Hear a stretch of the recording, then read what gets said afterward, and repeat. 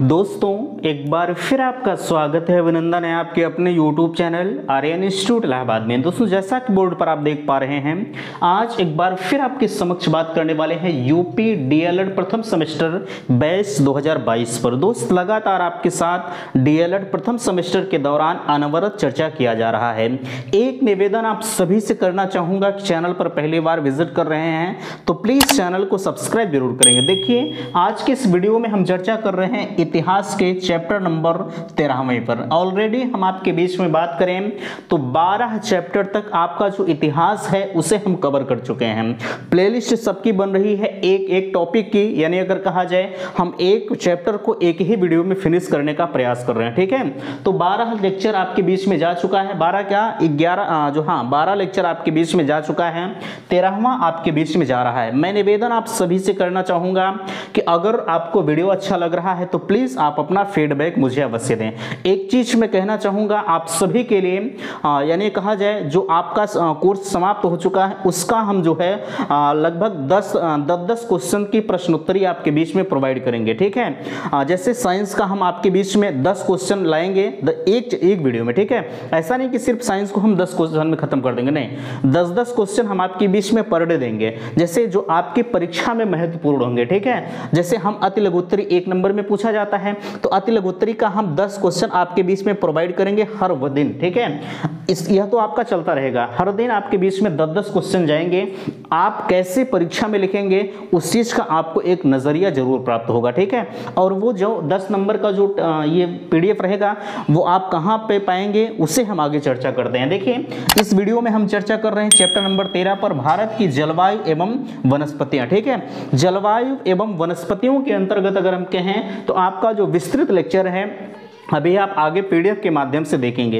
यहाँ देखिए हम नोट्स संबंधी समस्या के लिए आप पूछ रहे थे, आप सभी के लिए यहाँ चीजें बताई जा रही हैं। नोट्स डीएलएड प्रथम सेमेस्टर के हस्तलिखित नोट्स प्राप्त करें मात्र 150 रुपए में। हम आपसे कहना चाहेंगे डीएलएड प्रथम सेमेस्टर के अगर आपको नोट्स की जरूरत पड़ रही है तो लिंक आपके डिस्क्रिप्शन बॉक्स में दिया गया है। मामूली सी शुल्क 150 रुपए का पेमेंट आप सभी को करना है, आप सारे सब्जेक्ट के नोट्स को प्राप्त कर सकते हैं। ऐसा नहीं कि आप इतिहास पढ़ रहे हैं तो सिर्फ आपको इतिहास का नहीं, आप हिंदी की प्राप्त करेंगे, इतिहास की प्राप्त करेंगे, वही मैथ की हो गई, यानी जितने भी आपके बन रहे हैं सारे सब्जेक्ट की पीडीएफ वहां पर पड़ी हुई हैं, आप प्राप्त करिए। ठीक है, यहाँ देखिए समस्या समाधान के लिए आपके बीच में कॉन्टैक्ट नंबर दिया जा रहा है 94 52 33 10 53। इन नंबरों पर आप संपर्क कर सकते हैं। ठीक है, यह नंबर आपके लिए जो है सार्वजनिक दिया जा रहा है। किसी भी वक्त आपको अगर समस्या हो रही है नोट्स संबंधी या किसी भी प्रकार के तो आप बेधड़क अपनी बातों को कह सकते हैं। ठीक है, तो यह हमने कहा आपसे जो 10 नंबर का आपका होगा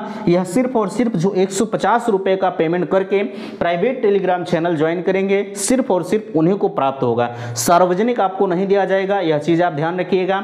कल से स्टार्ट हो रहा है महासंग्राम आपकी परीक्षा को ध्यान में रखते हुए, यानी अगर कहा जाए हमने जितने भी कोर्स को आपका फिनिश किया है वो 10 नंबर के आपके बीच में प्रोवाइड किया जाएगा। 10 नंबर ध्यान रखिएगा। हम कम से कम आपका जैसे इतिहास जैसे ही समाप्त होता है कम से कम हम आपको 250 क्वेश्चन देंगे। ठीक है, 250 क्वेश्चन में से यह मानकर चलिएगा कि लगभग मैं दावा करूंगा कि 100% क्वेश्चन उसमें से फंस जाएंगे।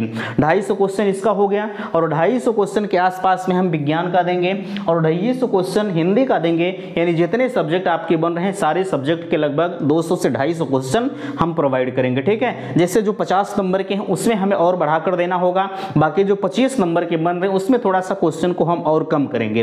इस वजह से 25 नंबर बहुत बड़ा सिलेबस तो है नहीं, आपकी चीजें वही जाएंगी जो आपके लिए महत्वपूर्ण होगा। सिर्फ और सिर्फ प्राइवेट टेलीग्राम चैनल जो आप 150 रुपए देकर ज्वाइन करेंगे उसी पर आपको प्रोवाइड किया जाएगा, पब्लिकली आपको नहीं दिया जाएगा। मैं विनम्र निवेदन करूंगा अगर आप अच्छे नंबर को प्राप्त करना चाहते हैं प्रथम सेमेस्टर की परीक्षा में, आपकी परीक्षा अप्रैल के लगभग यह मानकर चलिएगा तीसरे सप्ताह के बाद ही होगी और तीसरे सप्ताह तक हम दूसरे सप्ताह तक आपके कोर्स को फिनिश करके और आज यानी कल से हम कहें आपके लिए यह मुहिम स्टार्ट की जा रही है। हमने अपने कहे के अनुसार सारी चीजों को प्रोवाइड कर रहे हैं। ठीक है, हमने आपसे कहा था आपको प्रीवियस ईयर पेपर भी सॉल्व कराएंगे और मॉडल पेपर भी हम आपको देंगे और वह चीजें कल से प्रारंभ की जा रही हैं। मैं निवेदन करूंगा कि इस चीज को आप शेयर करिएगा और अगर आपको सारी चीजें समझ में आ रही तो आप अपना फीडबैक मुझे अवश्य दीजिएगा। चलिए चलते हैं मोबाइल के स्क्रीन पर। उससे पहले मैं निवेदन करूंगा कि अगर चैनल पर पहली बार विजिट किए हैं तो प्लीज चैनल को सब्सक्राइब जरूर करें। चलिए इस मोबाइल के स्क्रीन पर।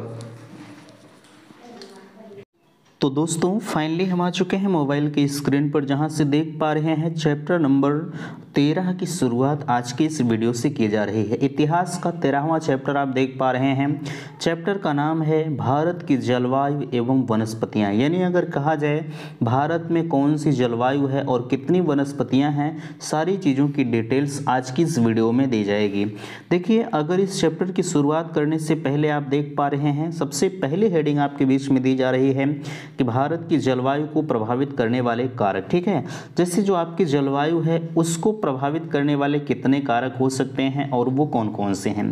पहला आपके बीच में आ रहा है अक्षांशीय अवस्थिति, दूसरा है कर्क रेखा का भारत से जुड़ना, तीसरा है उत्तरी भारत में हिमालय पर्वतों का विस्तार, चौथा है समुद्र से दूरी, और पांचवा आपके बीच में है समुद्र तल से ऊंचाई और उच्चावच, और जो है अगला कहा जा रहा है अंतिम नंबर वायुदाब एवं पवन प्रभाव। ठीक है, ये अगर हम बात करें 7 नंबर तक आप देख पा रहे हैं, ये आपके भारत यानी कहा जाए भारत की जलवायु को प्रभावित करने वाले कारक के अंतर्गत आते हैं। पूछा जा सकता है एग्जाम में कि भारत की जलवायु को प्रभावित करने वाले कितने कारक होते हैं, तो आप कहेंगे, जैसे अगर आपको 7 नहीं याद आ रहा है तो आप 4 भी लिख दीजिए, 5, यानी जितना आपको आता रहे आप उतना लिख दीजिए, कोई समस्या आपको उत्पन्न नहीं होगी। ठीक है, चलिए अगला आपके बीच में आ रहा है, देख पा रहे हैं भारतीय मौसम विभाग द्वारा भारत की जलवायु को 4 ऋतुओं में विभक्त किया गया है। बहुत महत्वपूर्ण है, ध्यान रखिएगा। ठीक है, देखिए भारत में कितनी ऋतुएं पाई जाती हैं। पहला आपका है शीत ऋतु है, दूसरा है ग्रीष्म ऋतु, तीसरा वर्षा ऋतु और शरद ऋतु।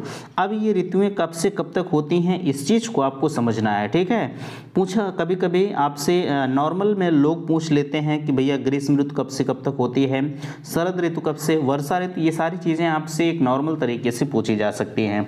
पहला आपके बीच में शीत ऋतु हेडिंग डाला जा रहा है। इस ऋतु के समय इस ऋतु का समय जो होता है वो मध्य दिसंबर से फरवरी माह तक रहता है। यानी अगर कहा जाए इस समय की हम बात करें, आप देख पा रहे हैं क्या इस समय शीत ऋतु मार्च चल रहा है। ठीक है, तो ये शीत ऋतु नहीं कही जाएगी। इसमें सूर्य की स्थिति दक्षिणी गोलार्ध में होने से उत्तरी जो है नीचे देख पा रहे हैं आपसे कहा जा रहा है स्थिति दक्षिणी गोलार्ध में होने से उत्तरी गोलार्ध में। ठीक है, अगला पेज आप समझने का प्रयास करिएगा। स्थिति में भारत की तिरछी सूर्य की किरणें पड़ती हैं। फलतः भारत का तापमान कम होने के कारण उत्तरी पश्चिमी भारत में एक जो है क्षीण उच्च वायुदाब बना रहता है और उच्च दाब में निम्न वायुदाब की पवन प्रवाह शुरू हो जाता है। इसे शीतकालीन मानसून या उत्तर पूर्वी मानसून लौटता है। मानसून बंगाल की खाड़ी से आर्द्रता को लेकर जो है भारतीय राज्य तमिलनाडु के तटीय राज्यों से में वर्षा करता है। शीत ऋतु में भूमध्य सागर से उठने वाला शीतोष्ण चक्रवात जो पश्चिमी विक्षोभ कहलाता है। एक यह चीज आपके लिए महत्वपूर्ण है कि पश्चिमी विक्षोभ क्या है, ध्यान रखिएगा। ठीक है, इसे आप अच्छी तरह से कंठस्थ करिएगा, पूछा जाता है 1 नंबर के क्वेश्चन में। ठीक है, चलिए अगला आपके बीच में आ रहा है ग्रीष्म ऋतु। अच्छी तरह से समझिएगा, ग्रीष्म ऋतु के अंतर्गत अगर कहा जाए तो यह ऋतु मार्च से प्रारंभ होकर जून तक चलती है। ठीक है, अब ध्यान रखिएगा, पूछा जा सकता है कि ग्रीष्म ऋतु यानी अगर इस समय की हम बात करें तो आप ग्रीष्म ऋतु में प्रवेश कर चुके हैं। ठीक है, जून तक रहती है और आगे कहा जा रहा है इस ऋतु में सूर्य धीरे धीरे उत्तरायण होकर लगभग भूमध्य रेखा के ऊपर सीधा चमकने लगता है। फलतः समस्त भारत का तापमान बढ़ जाने से उत्तर तथा उत्तर पश्चिमी भारत में गर्म तेज हवाएं लगभग 40 डिग्री सेल्सियस तक चलती हैं। ठीक है, यहाँ से आपके लिए बहुत महत्वपूर्ण चीजें हैं, खासकर ये ध्यान रखिएगा कि ऋतुएं कब से कब तक होती हैं, इस चीज को आप अच्छी तरह से कंठस्थ करिएगा। ठीक है, जैसे पूछ लिया जाता है कि ग्रीष्म ऋतु कब से कब तक होती है, तो आप कहेंगे ग्रीष्म ऋतु जो हमारी होती है वो मार्च से चलती है और जो है मध्य जून तक होती है। ठीक है, चलिए अगला आपके बीच में चक्रवात तूफान कहा जा रहा है। चक्रवात या इसी को हम तूफान कह सकते हैं। तूफान को देश के विभिन्न भागों में अलग अलग नामों से जाना जाता है। चलिए अब और भी नीचे आपके लिए महत्वपूर्ण फैक्ट आ रहे हैं, सारी चीज़ों को आप समझिएगा। पहला आपके बीच में आ रहा है, देखिए चेरी ब्लॉसम, ठीक है, कर्नाटक में कॉफ़ी की फसल में ये लाभदायक होता है। ये क्या है, ये एक चक्रवात है, ठीक है। अगला आम्रवृष्टि है, इसमें अगर हम कहें तो दक्षिण भारत आम की फसल जल्दी पकने में सहायक है। और अगला कहा जा रहा है काल वैसाखी, यह पश्चिम बंगाल के ग्रीष्मकालीन तूफान है। और अंतिम आपके बीच में है नॉर्वेस्टर, जो कि नॉर्वेस्टर आप देख पा रहे हैं पूर्वी भारत चाय, जूट, चावल हेतु लाभदायक होता है, ठीक है। अच्छा, इतनी चीज़ें आपको उम्मीद करते हैं कि समझ में आई होंगी। प्लीज़ आप कमेंट सेक्शन में मुझे अवश्य बताइएगा कि क्या सारी चीज़ें आपको समझ में आ रही हैं कि नहीं आ रही हैं। ऊपर थोड़ा सा देखिए गलती हुई है, यहाँ से आप समझने का प्रयास करिएगा। अब आपके बीच में आ रहा है वर्षा ऋतु, ठीक है। वर्षा ऋतु के अगर हम अंतर्गत बात करें तो वर्षा ऋतु का समय जून से जो है सितंबर तक होता है। जून से सूर्य कर्क रेखा के आसपास सीधा चमकता है। फलतः अधिक तापमान के कारण उत्तर पश्चिमी भारत में निम्न वायुदाब की तीव्रता रहती है, ठीक है। आगे आपसे कहा जा रहा है तीव्रता बढ़ती है। दक्षिण पूर्वी व्यापारिक पवने उष्ण व आर्द्र, ब्रैकेट में लिखा गया है, ध्यान रखिएगा, जो, ठीक है। आगे कहा जा रहा है जो भूमध्य रेखीय निम्न वायुदाब की ओर चलती हैं, भारत के इस निम्न वायुदाब की ओर आकर्षित हो जाती हैं। भूमध्य रेखा पार करने पर इन व्यापारिक पवनों की दिशा दक्षिण पश्चिम हो जाती है। यही दक्षिण पश्चिम मानसून कहलाता है। इसे ही आगे बढ़ते हुए मानसून की ऋतु भी कहा जाता है। अच्छा, इतनी चीज़ें आपको समझ में आई होंगी। यहाँ आपके बहुत जो है हम यहाँ आपके जो फैक्ट हैं जो पूछे जा सकते हैं आपके एग्जाम में, सिर्फ इतना पूछा जा सकता है कि जो वर्षा ऋतु आपकी है इसका समय कब से कब तक होता है, जून से सितंबर तक इसका जो समय होता है। चलिए अगला आपके बीच में आ रहा है, देखिए शरद ऋतु। अब शरद ऋतु आपकी कब से कब तक होती है, ध्यान रखिएगा। पहला है यहाँ देखिए फैक्ट, उत्तर भारत के दक्षिण पश्चिम मानसून जो है सितंबर के द्वितीय सप्ताह तक पीछे हटने लगता है। यह प्रक्रिया मानसून आने के विपरीत धीरे धीरे होती है। मानसून के पीछे हटने का तात्पर्य है कि मानसून प्रवाह का कमजोर पड़ जाना। यह प्रायद्वीप के जो है दक्षिणी भाग से नवंबर में शुरू होकर लौट आता है, ठीक है। यह आपकी शरद ऋतु कहलाती है। शरद ऋतु कब से कब तक होती है, सितंबर के द्वितीय सप्ताह तक जो है पीछे हटने लगता है, ठीक है। चलिए इतनी चीज़ें आपको उम्मीद करते हैं कि समझ में आई होंगी। चलिए अगला पेज आपके बीच में आ रहा है, देखिए भारत की वनस्पतियां, ठीक है। अभी तक तो आपने जो है भारत में कितनी ऋतुएं पाई जाती हैं सारी चीज़ों की डिटेल्स हमने आपको प्रोवाइड कर दिया, ठीक है। चलिए अगला आपके बीच में आ रहा है, देखिए भारत की वनस्पतियों के अंतर्गत कहा जाए तो भारतीय, ठीक है, प्राकृतिक वनस्पतियों में वे पौधे सम्मिलित किए जाते हैं जो मानव की प्रत्यक्ष अथवा परोक्ष जो है सहायता के बगैर उगते हैं और अपने आकार, संरचना तथा अपनी आवश्यकताओं की प्रकृति पर्यावरण के अनुसार ढाल लेते हैं। ये सारी चीज़ें आपको पता है। बहरहाल उसके आगे यहाँ से आप देखिएगा जो है भारत को विविधताओं का देश माना जाता है और प्राकृतिक वनस्पतियों की दृष्टि से उपरोक्त कथन सर्वथा उचित है। यह न तो धरातलीय समानता है और न ही जलवायु दशाएं समान है, इसलिए प्राकृतिक वनस्पतियों में भी पर्याप्त विविधता देखी जाती है। भारतीय वनस्पतियां शीतोष्ण कटिबंध और उष्ण कटिबंधीय दोनों हैं। पूछा जा सकता है कि भारतीय वनस्पतियां कौन सी कटिबंध के अंतर्गत आती हैं, तो आप कहेंगे शीतोष्ण कटिबंधीय और उष्ण कटिबंधीय दोनों के अंतर्गत आते हैं। नोट संबंधी किसी भी प्रकार की समस्या के लिए बिल्कुल आप कमेंट कर सकते हैं, नंबर आपके बीच में दिया जा रहा है, संपर्क कर सकते हैं। अच्छा, लिंक आपके डिस्क्रिप्शन बॉक्स में है, आप जो है तत्काल टेलीग्राम चैनल को ज्वाइन कर सकते हैं अपने बेहतरीन नोट्स के लिए। 150 रुपये का शुल्क आप सभी के लिए रखा गया है, बिल्कुल आप बिना विलंब किए ज्वाइन करें, ठीक है। चलिए यहाँ आपके बीच में आ रहा है भारत में प्राकृतिक वनस्पतियों को 5 वर्गों में बांटा गया है। पहला आपके बीच में है उष्ण कटिबंधीय सदाबहार वर्षावन। इसके अंतर्गत कहा जा रहा है यह वनस्पति पश्चिमी घाट के 200 सेंटीमीटर से अधिक वर्षा वाले क्षेत्रों में मेघालय क्षेत्र, अंडमान व निकोबार द्वीप समूह व लक्षद्वीप में पाई जाती है, ठीक है। पूछा जा सकता है कि लक्षद्वीप की राजधानी कहाँ है, तो आप कहेंगे कवारत्ती है, ठीक है। ये हालांकि आपके सिलेबस में नहीं है, बट पूछ लिया जी। इसके पहले वाले में कुछ आपने भारत के पड़ोसी देशों के बारे में पढ़ा था, इस वजह से इसकी डिटेल्स मैंने आपको दिया। ठीक है, आगे कहा जा रहा है इन वनों में मुख्य विशेषताएं इसकी अधिक ऊंचाई तथा वृक्षों की सघनता से है। पेड़ों की ऊपरी सिरों पर इसकी शाखाएं होती हैं कि ये छाता के आकार ले लेती हैं। ठीक है, ले लेती हैं। इन वनों की लकड़ी कठोर होती है, प्रमुख रूप से महोगनी।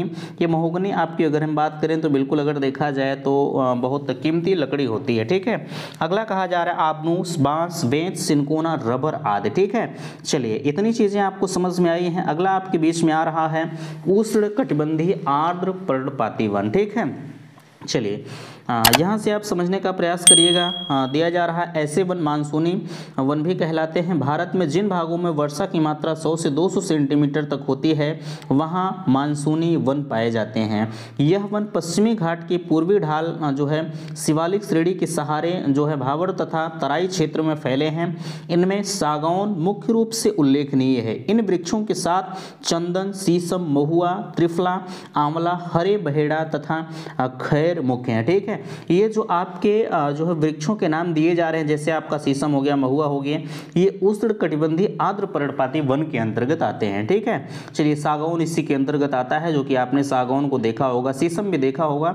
चलिए अगला आपके बीच में आ रहा है, देखिए उष्णकटिबंधीय शुष्क पर्णपाती वन। ठीक है, इसके अंतर्गत कहा जा रहा है ऐसे वृक्ष उन भागों देखिए ऐसे वृक्ष उन भागों में जहां वर्षा की मात्रा 70 से 100 सेंटीमीटर तक होती है बहुतायत से मिलते हैं। वर्षा की कमी तक जो है आगे कहा जा रहा है वर्षा की कमी तथा जलवायु की विषमता के कारण इसमें ऊंचे वृक्षों का अभाव होता है। ये वृक्ष उत्तर प्रदेश के अधिकतर भाग, पश्चिमी बिहार, उत्तरी पश्चिमी मध्य प्रदेश, पश्चिमी मध्य प्रदेश, महाराष्ट्र के अधिकांश भागों, उत्तरी जो है आंध्र प्रदेश, तमिलनाडु के पूर्वी भाग, कर्नाटक, और आगे कहा जा रहा है जो है देखिए कहा गया, एक मिनट थोड़ा सा समझने का प्रयास करिएगा, चूंकि इधर उधर हो जाता है। देखिए महाराष्ट्र अधिकांश भागों, उत्तरी आंध्र प्रदेश, तमिलनाडु के पूर्वी भाग, कर्नाटक के मध्यवर्ती संकीर्ण पट्टी के रूप में फैले हुए हैं। बीच बीच में इन्हें छोटी छोटी झाड़ियां भी मिलती हैं। ठीक है, ये हमने आपके कौन सी चीज़ों के बारे में बताया, आप देख पा रहे हैं उष्ण कटिबंधीय पर्णपाती वन। चलिए अगला आपके बीच में आ रहा है कंटीले वन के बारे में आप समझने का प्रयास करिएगा। कंटीले वन, ठीक है, ये वन उन क्षेत्रों में जहां वार्षिक वर्षा की मात्रा 80 सेंटीमीटर से कम होती है तक सीमित है। इसमें कांटेदार बौने वृक्ष, झाड़ियां पाई जाती हैं। बबूल, कीकर, खजूर सामान्य वर्षा वाले क्षेत्रों में पाए जाते हैं। ये अगर देखा जाए, आपने नागफनी वगैरह को देखा होगा, ये कंटीले वन के अंतर्गत आते हैं। ठीक है, जहाँ वर्षा कम होती है। चलिए पर्वतीय वन के बारे में देखिए। हिमाचल प्रदेश के वन ऊंचाई के साथ साथ बदल जाते हैं। हिमालय प्रदेश के, ठीक है, ये हिमालय है, हिमालय प्रदेश के वन ऊंचाई के साथ साथ बदल जाते हैं। हिमालय के पदीय भाग उष्णकटिबंधीय पर्णपाती वनों से आच्छादित हैं। इस पेटी का महत्वपूर्ण वृक्ष साल है। और आगे कहा जा रहा है इसमें अधिक ऊंचाई तक उपोष्णकटिबंधीय जो है पर्वतीय वनस्पतियां पाई जाती हैं, जो सदाबहार, ओक जो सदाबहार जो है चेस्टनट और चीड़ के वृक्ष पाए जाते हैं। शंकुधारी वनों की पेटी 1600 मीटर से 3300 मीटर की ऊंचाई पर पाई जाती है। ठीक है, आगे कहा जा रहा है जिससे चीड़, सीडर जो है सिल्वर फर और देवदार वृक्ष मिलते हैं।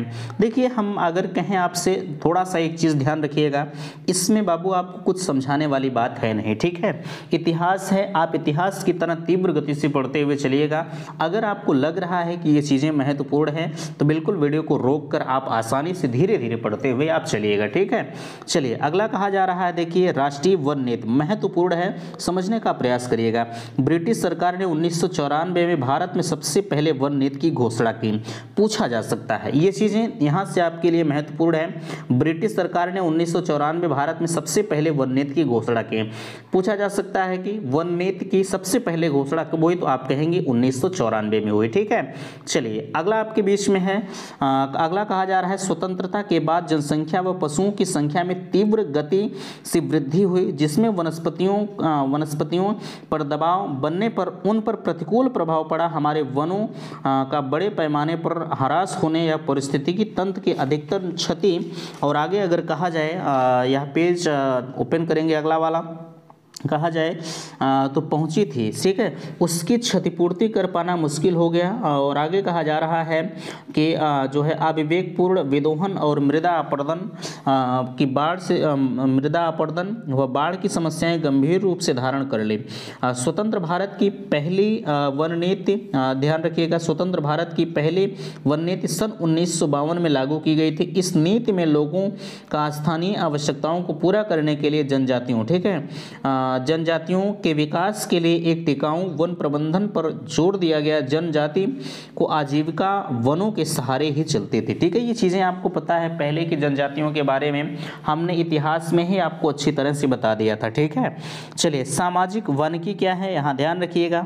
सन 1976 में सामाजिक वानिकी शब्द का प्रयोग राष्ट्रीय कृषि आयोग के लिए किया गया, ठीक है। ये जो सन वाली चीज़ें हैं आप ध्यान रखिएगा, ठीक है। आगे कहा जा रहा है इसका उद्देश्य ग्रामीण जनसंख्या के लिए जलावन, छोटी छोटी इमारतें, लकड़ियां, छोटी छोटी वन उत्पादों की आपूर्ति करना। इसके 3 प्रमुख अंग हैं। पहला है आपके बीच में शहर वानिकी, ग्रामीण वानिकी और फार्म वानिकी, ठीक है। ये चीज़ें आपके लिए महत्वपूर्ण हैं। अब पहला इसके अंतर्गत आ रहा है, देखिए कोई चीज़ें आपके बीच में छोड़ी नहीं जा रही, ठीक है। पहला है शहर वानिकी। इसके अंतर्गत कहा जाए कि शहर वानिकी के अंतर्गत शहरों और उनके इर्द गिर्द निजी व सार्वजनिक भूमि जैसे हरित पट्टी, पार्क, सड़कें व जो है जगहें औद्योगिक, ठीक है। आगे कहा जा रहा है औद्योगिक व व्यापारिक स्थलों पर वृक्ष लगाना और उनका प्रबंधन करना, ये शहर वानिकी के अंतर्गत आता है, ठीक है। चलिए, अगला आपके बीच में देख पा रहे हैं ग्रामीण वानिकी के अंतर्गत हम बात करें, ये चीज़ें आपके लिए महत्वपूर्ण नहीं है। फार्म वानिकी आप देख पा रहे हैं, ठीक है। जो चीज़ें महत्वपूर्ण नहीं उस चीज़ को हम नज़रअंदाज कर रहे हैं। समझने का प्रयास करिएगा, आप वीडियो को रोक कर देख लीजिएगा, ठीक है। चलिए, अगला कहा जा रहा है भारत में वानिकी।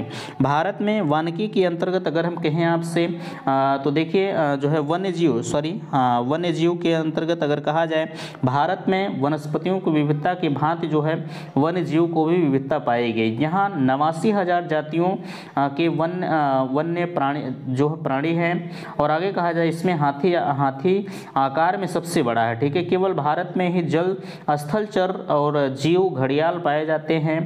यहाँ तक कि एक सींग वाले गैंडे भी मिलते हैं। पशु पक्षियों के शिकार और वनों के अंधाधुंध कटाई से वन्य जीवों की संख्या घट रही है। कुछ जातियां विलुप्त भी हो चुकी हैं, ठीक है। चलिए, अब आपके बीच में कुछ महत्वपूर्ण चीज़ें आ रही हैं, यहाँ देखेंगे। अगर बात करें हम, पहला आप देख पा रहे हैं, ये है क्या चीज़, सबसे पहले आप ध्यान रखिएगा। ये जो आपके बीच में लिखा गया है, एक बार थोड़ा सा फिर से समझने का प्रयास करेंगे। यह आप सभी को पता है, धीरे धीरे जब जनसंख्या आपकी बढ़ रही थी, ठीक है, जब जनसंख्या आपकी बढ़ रही थी, पेड़ों की कटाई उस समय भी धीरे धीरे बढ़ रही थी, तो ऐसे में जो जातियां थी वो धीरे धीरे विलुप्त हो रही थी, ठीक है। जो जातियां प्रजातियां जैसे छोटे छोटे जो जीव थे वो विलुप्त हो रहे थे। उन्हें के जो देख रेख के लिए, या कहा जाए प्रजातियों को लुप्त होने की स्थिति में इनके संरक्षण के लिए विभिन्न अभ्यारण्य और जो है राष्ट्रीय उद्यानों की स्थापना किया गया। तो ये वही चीज़ है, नीलगिरी प्रथम, नंदा देवी उत्तराखंड में, सुंदरवन पश्चिम बंगाल और मन्नार की खाड़ी तमिलनाडु, कंचनजंगा सिक्किम में, डीबू जो है साइकोवा असम में है, मानस कहाँ है, असम में है, और देहांग या देवांग अगर कहा जाए तो अरुणाचल प्रदेश में है, और नोकरेक मेघालय में है। ग्रेट निकोबार कहाँ है, जो है आगे कहा जा रहा है ग्रेट निकोबार के अंतर्गत अगर हम कहें तो देखिए अगला आपके बीच में है सिमलीपाल, कहाँ है, उड़ीसा में है। ये आपके बीच में जो ग्रेट निकोबार है इसका एग्जाम्पल नहीं दिया गया, ये कहाँ है, ठीक है। आगे है जो है पंचमगढ़ी मध्य प्रदेश में है, अचान कमार कहाँ है, और जो है अमरकंटक मध्य प्रदेश में, पन्ना मध्य प्रदेश में, शीत मरुभूमि कहाँ है, हिमाचल में, और कच्छ किरण कहाँ है, आप कहेंगे गुजरात में है। और अगला कहा जा रहा है शेषांचलम कहाँ है, ये मध्य प्रदेश में है, ठीक है। चलिए, अगला आपके बीच में है, देखिए यहाँ से भी महत्वपूर्ण फैक्ट है, समझने का प्रयास करेंगे। यूनेस्को ने सन 1973 में कुछ क्षेत्रों के मानव एवं जो है जीवमंडल पर कार्य किया। आगे कहा जा रहा है MAB शोध जो है शुरू किया, ठीक है। अगला, इसी आधार पर उक्त 18 भारतीय जीवमंडल जो है आरक्षित क्षेत्र स्थापित किए गए। इसके अतिरिक्त जो है 41 टाइगर रिजर्व भी स्थापित किए गए थे, ठीक है। चलिए, इतनी चीज़ें आपको समझ में आ रही हैं, प्लीज़ आप जो है कमेंट सेक्शन में मुझे बताइएगा कि क्या सारी चीज़ें आपको समझ में आ रही हैं कि नहीं आ रही हैं। देखिए, महत्वपूर्ण परियोजना आपके बीच में बहुत महत्वपूर्ण महत्वपूर्ण है, ध्यान रखिएगा, ठीक है। यहाँ देखिए पहला आपके बीच में आ रहा है गिरशेखर परियोजना को आप देख पा रहे हैं, इसके अंतर्गत ये 1972 में आई थी। प्रोजेक्ट अगला कहा जा रहा प्रोजेक्ट क्रोकोडाइल परियोजना 1975 में आई थी, और अगला गैंडा परियोजना 1987 में, और हाथी परियोजना अनगिनत बार पूछी गई है 1992 में, ठीक है। हाथी परियोजना कब आई थी? 1992 में आई थी।